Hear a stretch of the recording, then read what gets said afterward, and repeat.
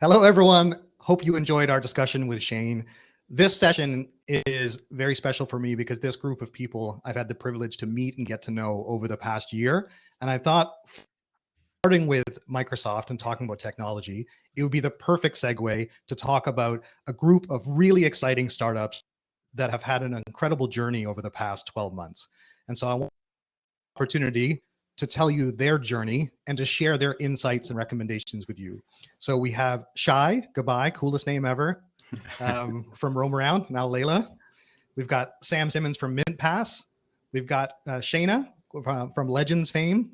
And we've got Michael Burke from Boston Venture Studio. I want to start, though, because we talked to Microsoft and Shane was talking about OpenAI. And I still remember sitting across the table from you. You and I have spent some time together this year. And there was one time when you were stressing about all the charges on your credit card from OpenAI and whether you're going to be able to meet your monthly bill. So you've gone from that to selling your AI company. And now you're the COO of Layla. So tell us your journey over the past 12 months. Yeah, definitely a lot of ups and downs. So I'll start off with right now, I'm the COO of Layla. Layla's goal is to be to turn inspiration into destination. So we use AI plus computer vision to help you plan a vacation based off of the reels that you see on Instagram. Prior to Layla, I founded Roam Around as the first ChatGPT-based travel planner. In 2023, we generated 10 million itineraries and over $500,000 in activity bookings. So yeah, Dan, as you alluded to, when we just launched, we went viral. We were still using GPT-3, which was way more expensive. At a certain point, we were generating over 1 million itineraries per day. And at the time, OpenAI had very small limits on the API usages. And so I had to text all of my friends to let me use their API keys. It was all on my credit card. And so for the first 14 days, we racked up $35K in charges on my personal card. So there's definitely been a lot of ups and downs, and to be here is a really surreal moment. And I appreciate being here, the opportunity to be here, but also all of your guidance throughout this time. No, thank you, Shie. You're an incredible success story, and it's a privilege to have you here. And I wanted to bring in Shaina on that because I got a chance to introduce the two of you. And it was fascinating to see the exchange between yourself and Shaina. And Shaina, of course, I've had the privilege to know Shaina and Stephanie. Stephanie's hosting a session tomorrow afternoon from as they built out Legends. And I had the aha moment when I saw their presentation about travel DNA. And this really highlights the focus of our summit. And the reason I wanted this incredible group of individuals here is because I want you to have that same aha moment when you understand what Shaina is doing with Legends. So do you want to give us an overview of your story in the past year, Shaina? Yeah, absolutely. So thanks so much for having me. So Shaina Shiwarski, co-founder leading our product and go-to-market at Legends. Really at Legends, what we set out to do was disrupt the way that data was gathered and shared across the industry. And we said in order to solve the data problems within travel, we really need to put that power within the consumer's hand. And so we've built what we call the first zero-party data platform that allows consumers to compliantly share their data. We transform it into a methodology that we've coined called the travel DNA, which is all about the signals that the brands need to execute on what the right offer is at the right time to deliver to their customers. And so we're an integration within any brand who wants to create better dynamic profiles for their customers, enhance their recommendation algorithms, or actually connect the consumer data to supply in a more meaningful way. And so we won the Focusrite competition in the fall, and I think it's good validation that the industry is ready for a new way to ingest and think about data. No, it's an amazing journey you've been on. And obviously you're now kind of at this remarkable trajectory, but seeing you at the Virtuoso conference, and then you were preparing, of course, to go to Singapore for the Web and Travel Conference, and then got the golden ticket to Focusrite, and then got to present on stage. And so, and to see you guys now with your the plans you have for 24, it's incredibly exciting. And the one thing I just wanted to highlight to everyone, which was the wow factor for me, was the ability to scrape the metadata off of your photos, build this travel DNA profile that not only helped you as a traveler know better what trips you'd like to take, but for all the travel agents and travel advisors out there, and many that are listening to this, and Nicer is an example of that, you'll see later, that basically will be able to customize recommendations to you without having to get to know the person. It can literally just take the data off of your photos and understand the type of traveler you are. So truly remarkable. And this is exactly the discussions that I want to make center stage for this conversation. And the next person I wanted to bring into the conversation is Sam. Sam's based in Vegas. Shaina's in Costa Rica. Shai's in Miami. Sam's in Las Vegas. And his background is NFTs and blockchain and the whole Web3 movement. And he more recently. And the part that I find fascinating is the whole idea of souvenirs and collectibles. We know that happens in travel. I actually cleared a lot around my desk before we started this session, but your focus is very much on the idea of digital souvenirs and collectibles. So why don't you tell everyone what Mintpass is, Sam? Yeah, awesome. Thanks, Dan, for having me, even though you outed me as a crypto bro. Yeah, so we're working at Mintpass, basically, like you said, trying to create this cool digital collectorship experience for travel. We found this sort of phenomenon coming out of COVID, specifically during lockdowns, when people like myself weren't able to travel.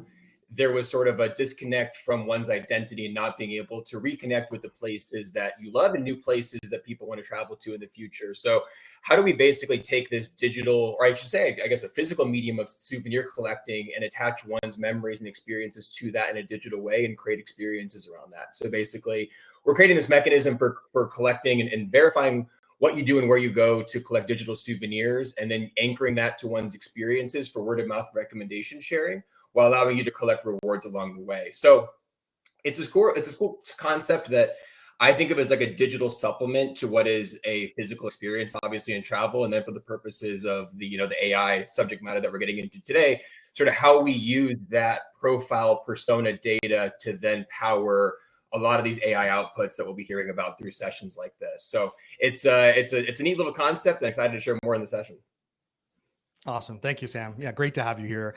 And now I'm going to bring Mike into the conversation. And I love how this comes together because Mike is the CTO of Boston Venture Studio. And those of you who have been listening to the Travel Trends podcast would know that we opened up season 3 with a conversation with Paul English, which actually went back to the Focusrite conference, which is a media partner, of course, here with Travel Trends as well.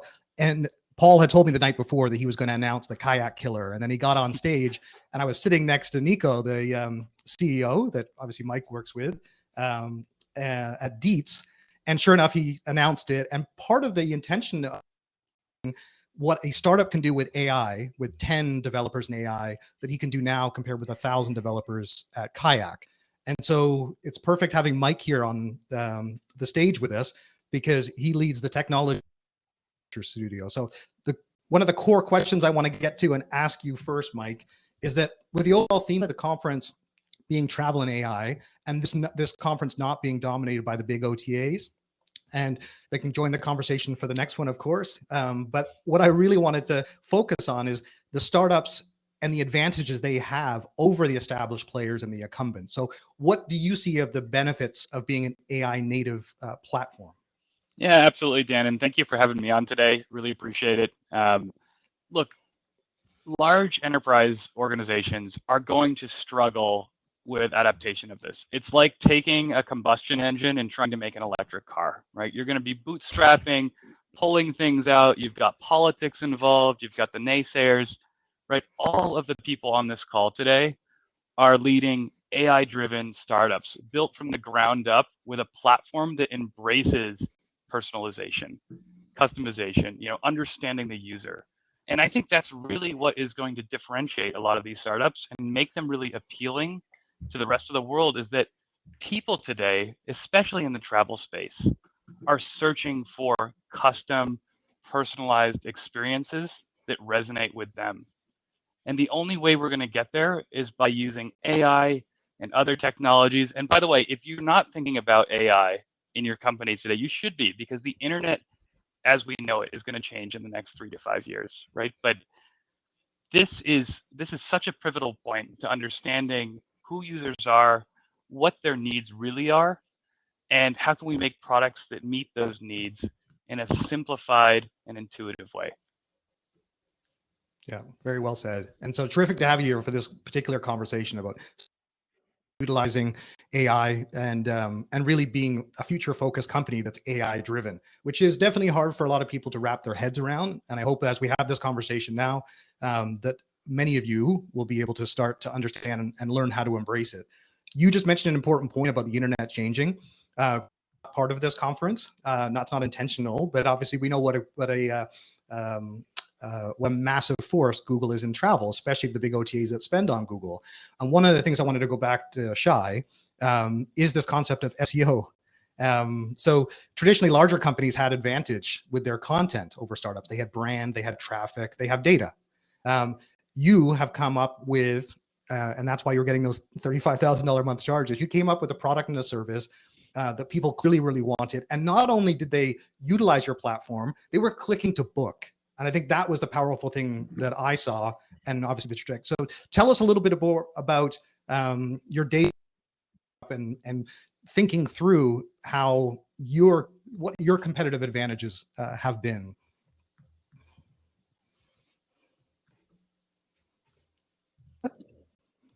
Hey, Shie, we can't hear you.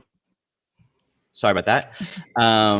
So I think tech in general is the great equalizer. So think about how you and I both have the same exact smartphone that the smartest and richest people in the world have. And I think the same is true now. We now have access to the same large language models as the Fortune 500 companies.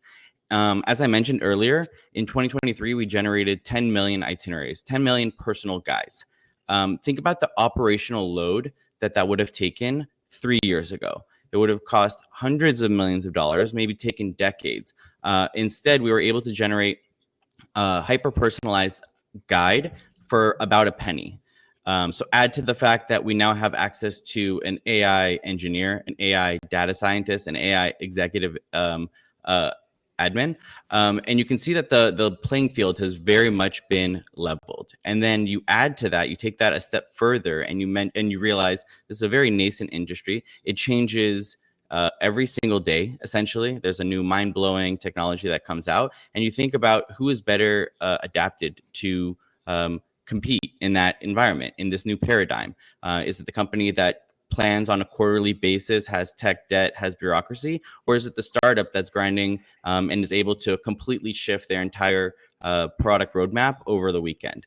So I think that actually in this new paradigm, startups do have that. Just a quick story is like in 2023, we actually considered buying a defunct travel guide company out in Germany. The idea was we were still thinking about how these tech companies have this advantage because they have all this content. And what we realized is that all of that content, or the majority of that content, is already baked into the LLM. So that just gives you a sense of really like the power that this gives, and specifically what it gives to the startups as opposed to the incumbents. Yeah, very important insights there. And I want to touch on is data. Apologies, Shie. I thought we went.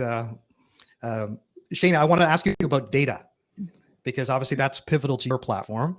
So tell us a bit about how data, not having the back storage of data, but in terms of being able to leverage data that people wouldn't otherwise expect with AI, like the metadata on your photos, to be able to create a new business model.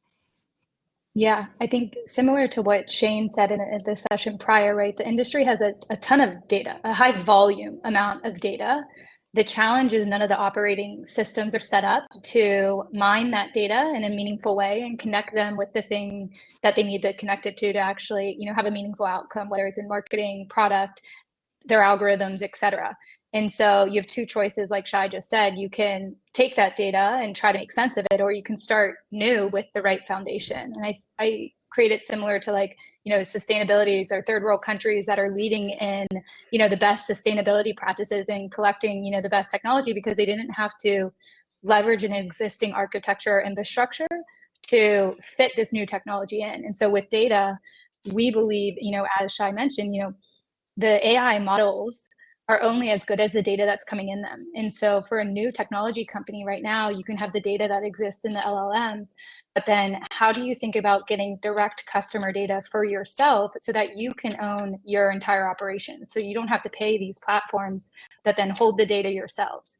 How do we give tools to people to create operational efficiencies around modeling their data, transforming that data, and then pairing that into a unified view with their own supply, their own inventory, their own recommendations. Like that's where I believe the opportunity lies. For sure. And Sam, give the space. The one thing I'd like for you to speak to, and then we'll get Mike in as well. And we've got a number of really good Q&A questions coming in from the audience, which is awesome. But Sam, what do you think when you come into the travel industry and looking to disrupt this space? What are some of the tools, resources? How did you get yourself up to speed for those people that are coming into this industry? To travel in general? Yeah, travel and AI, of course, applying. Yeah. Sure. So, I mean, I think it's an ever learning experience. It's through conferences and conversations like this. I think the best advice that I tend to give, whether it be travel or otherwise, but as it pertains to different AI tooling and resources, is ultimately learn by doing. And I think, as Shai pointed out earlier, with tech being the great equalizer, I think what's special about the AI landscape currently is the accessibility of the tech. And just getting in and learning, exposing yourself to all the different functionalities out there. And really it's about adjusting your own workflows as well. So rethinking sort of, I find this in my own life where taking things where I would normally say, all right, let's go to Google, and saying, okay, let's take this to ChatGPT and workshop around, how I move forward with a certain strategy or a certain operation in my business or even my personal life sometimes. Just trying to rethink how you frame certain problems on the day-to-day, and then asking sort of yourself, how can AI solve this for me? And then exploring ways to make that happen. Cool. That's good advice. Thank you, Sam. Mike, you're an expert in AI, not just travel. So you have an extensive background in AI already, and have also come into travel, somewhat similar to Sam in that regard, but you truly have that AI background. I wanted to ask you how you then approached it in travel. So for those people out there that are, are relatively new to this and trying to understand the technology and how to implement it, what would be your advice and recommendations to them?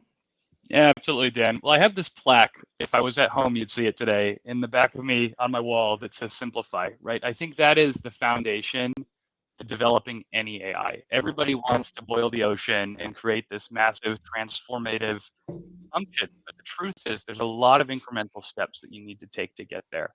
So my approach, especially if you're just getting started, is use these tools in your day-to-day life, like Sam said, but then also start small. What is one incredibly, annoying pain point that AI could really transform for you within your business? Build that out, test it, get validation, and then expand from there. Excellent advice.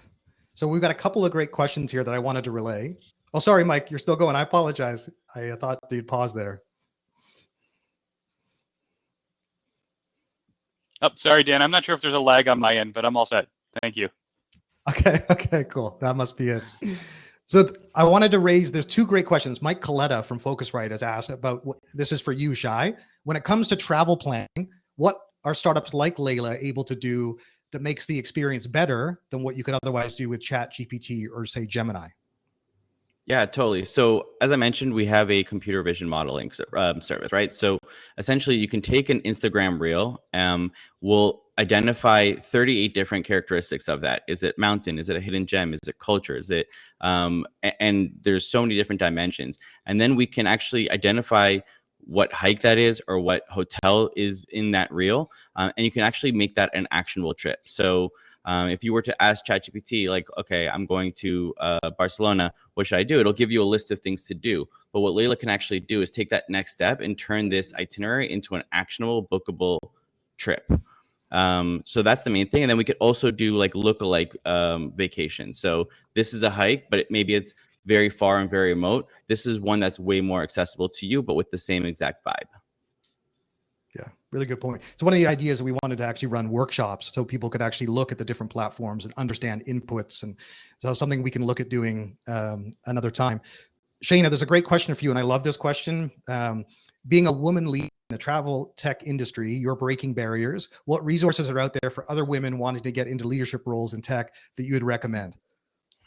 Yeah, amazing. If you're in hospitality, there's an amazing group of women called Female Founders in Hospitality that is a super supportive group. So we'd love to have you as part of that, even if you're not a female founder, but happy to share stuff there.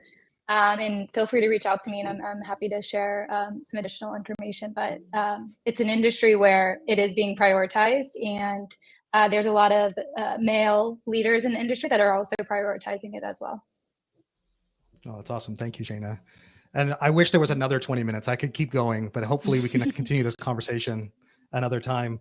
And we'll make sure we answer any questions that come in. But thank you so much, Shie, Sam, Shaina, and Mike, for being a part of this. And wish you guys all continued success for 2024 and beyond. Thank you all so much. Thank you. Thank you. Thank you.